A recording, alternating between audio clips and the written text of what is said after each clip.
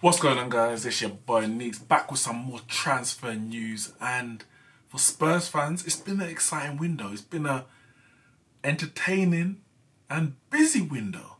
Maybe some might have thought it wouldn't have been, seeing Levy doesn't really like to spend money.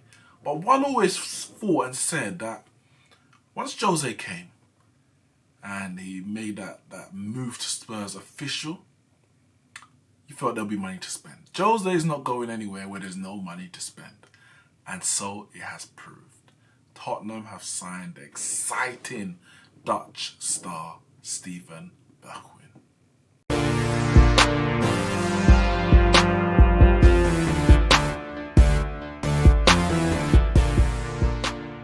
Yes, Spurs have stumped up the cash, 25.5 million plus add-ons to be precise, to replace their star Christian Eriksen, and the person who has been tasked with that role of creating for the Spurs side is Steven Bergwijn from PSV Eindhoven.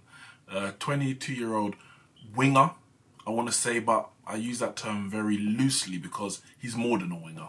He's a playmaker, inside forward, and of course he's a winger himself, but also some might even say striker. At times he's played on the left, he's played on the right, he's playing behind the striker, and also played as the furthest forward through the middle. Very, very versatile, and that's the kind of player Spurs will be getting. And for that fee, at that age, 22, he's got his whole career ahead of him, replacing Eriksen, who they've sold for about 16 million pounds. So if you look at the difference in fee, 10 million. He's going to be on less wages, longer contract, longer time left at Spurs. Of course, we don't know what he's going to deliver. Eriksen was proven after 5-6 years in the Premier League, but he proved himself in the Premier League with new signings. You never know what you're really going to get. It's always going to be a risk. But for me, at this price, it looks like it's a risk worth taking. What he's done for PSV in Europe, domestically, and for Netherlands so far, he looks a very exciting prospect. Shout out to my boy Raf, who's actually the one who put me on this one. He told me about him a while ago. And obviously Spurs probably need to look at him. And I know he's an Arsenal fan, but Spurs might need to look at him in terms of scouting, because he does, do a lot of research in that regard when it comes to young, up-and-coming foreign talent. But yes, they made that transfer. And for me, I think it's a very good transfer for Spurs. They all speak about Harry Kane. Harry Kane is obviously the talisman, the focal point of Spurs' attack. But they can't sign a striker or a quality striker because nobody wants to play second fiddle to Harry Kane. Fair enough, cool. So what do? You can either buy a backup striker who knows they're not going to play many games, only when he's injured, or if they need options off the bench in the likes of Fernando Llorente. Or they can have players who can play in a multitude of positions, such as through the middle, but also out wide, or in other positions. So their game time is not fully restricted to the fact that if Harry Kane is there, they will be on the bench. They have Son, they have Moro, who are forwards, but wingers, I would say primarily, or inside forwards. And neither are number 9s, and Bergwijn is neither a number 9 himself, but he's versatile. And between the three of them, I think on the counter-attack with Spurs, the way that Mourinho likes to play, I think it can be very, very dangerous. He can dribble, very, very, very good at carrying the ball with pace. That's probably his biggest attribute, you'll say, is the speed at which he can cover the ground with the ball at his feet. And obviously create chances and score goals. Now, obviously he's playing in the Dutch league, which isn't as strong as this league, but we've seen what the likes of Ajax and PSV, who's been up there at the top of the Eredivisie for a number of years now. We saw what they've done in the Champions League. We saw what Ajax did in the Champions League. So just because the league is weaker, it doesn't mean the quality of the players that are being picked off by the bigger European clubs are of a weak standard. But of course, he has to prove himself, and he's still developing as a player. As I said, his dribbling and his speed are probably his biggest attributes. His creativity, his passing, his assist stats are right up there when we're talking about players of his age across Europe. Only last season, I think Mbappe was the only player 21 or under to have more goals and assists of anyone in the top 5 leagues for players 21 and under, which says a lot. Also that season, he completed more dribbles than the likes of, Dusan Tadic, Martin Odegaard, who's obviously gone to Real Madrid and he's on loan at Real Sociedad at the moment, and he's having a very, very good season in La Liga, and Berwin was outperforming him. So it kind of shows you the talent that we're talking about here, and the talent and the ability of a player that Spurs now have on their hands. And their front line is looking very exciting now, young and exciting. They've got Moura and Son, who's got a bit more experience, and Ali, who whilst the experience is still a bit young, we're still young, and he's still got a lot to learn. Berwin and Lo Celso. I know Ndombele hasn't had an easy start to life in England, life in the Premier League at Spurs, but their team is definitely being freshened up. And some will question whether Jose is going to play youth and can he manage and develop players. Well, now is the time. Now is the time to see whether or not he can do that. Dele Alli's already started under Jose much better than how he left Pochettino. But I wouldn't say he's necessarily developed him at all so far. He's kind of just got back to where he was. He maybe just needed an arm around the shoulder or a kick at the backside.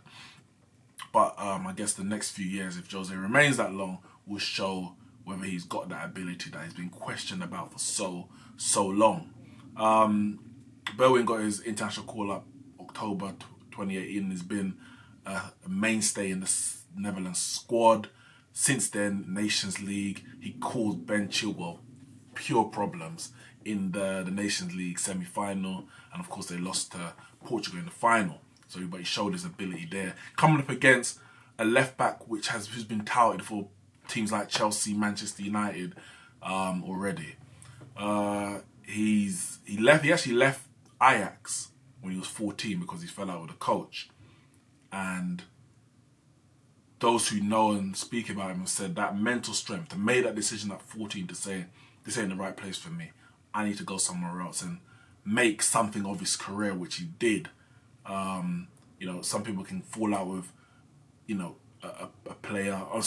a manager, and you leave a big club like Ajax and it can all fall apart. But he took that as a means to even go that step further, and that mentality is definitely something that Mourinho's gonna love.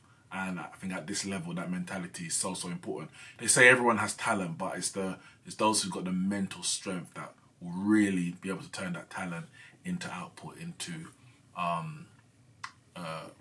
ability and output on the field. In terms of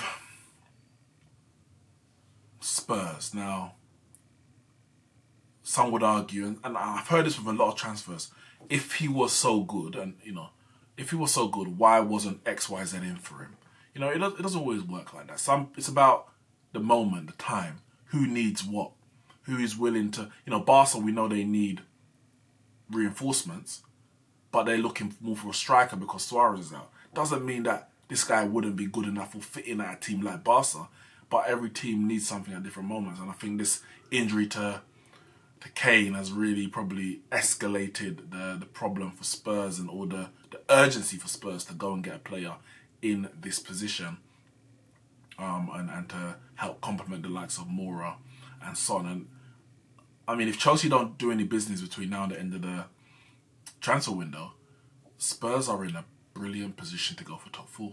Brilliant position. They've brought in Jedson Fernandez, Lo Celso. Obviously, they signed him on a permanent deal now, but in the last couple of months, he's been looking like a very good player, and he can slot into the central midfield and dictate the play from a bit deeper. And if you have a front 4 of Moura, Son, Ali, and Berwin, that is dangerous. As I said, on the break, that is pace, that's trickery, that's goals. So I'm not going to say I'm going to make them favourites. They still have to close that gap. But Chelsea better look behind their shoulder. Better look over their shoulder, because I think if that clicks from the off, Spurs will be a very, very dangerous proposition. I said 27 million, and the reality is he actually has caught the eye of a number of European clubs. Bayern Munich being one that was last, summer just gone, Inter Milan, and we know the revolution that Antonio Conte is going on over there. And actually Ajax were looking at bringing him back. Obviously, of course, they lost him as a youngster. And I wonder if they're looking at it now like, damn, that would have... I mean, Ajax have done well, so maybe they're not really thinking that that's one that got away. But he definitely would have slotted into the Ajax team the way they play and the way he plays. I think he would make most teams better. So yes, Spurs have got a very good player on their hands. Stephen Bergwijn, welcome to the Premier League. As a Man United fan, I hope that your success does not hinder ours. But on a personal level, I hope that his time here is successful, and we see the talent, the best of him, because that's what makes the Premier League so good. We bring in talent from all over the world, and we allow them to flourish in different styles, different formations, under different managers, in different teams. So yeah, we'll see what Bergwijn can do this season and going forward. As I say, he's 22 years old, his whole career ahead of him, so this could be exciting times over in North London.